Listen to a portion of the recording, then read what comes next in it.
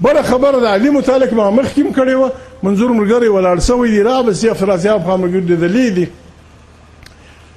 د دې جرګې خوښه کم سے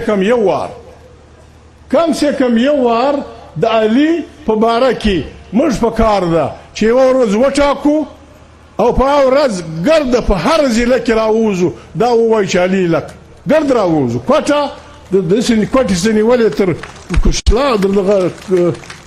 سواته د سواته نیولې تر سوی دغه رنګه زموږ هغه ورونه چې په دغه کې دي په خارج کې دي هغه به هم راوځي د ټول جهان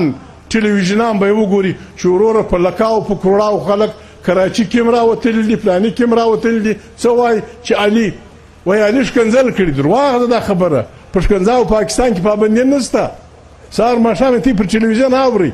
نه د چا مور پاته ده نه خور پاته ده علي نه ښکنځل کړي دي نه په ښکنځا دا بل خوا به دی علي ته دا وینا ده چې ته به حق نه وایې ته به رښتیا نه وایې ته به دا نه وایې چې زما په وطن کې دا ظلم مه کوه ورور چې علي دا خبره پرېږدي بیا یې موږ څه کوو علي چې کومه خبره کوي دا د علي خبره نه ده دا د دې ګرد کام خبره ده دا ګردې جرګې خبره ده د ګرد کام خبره ده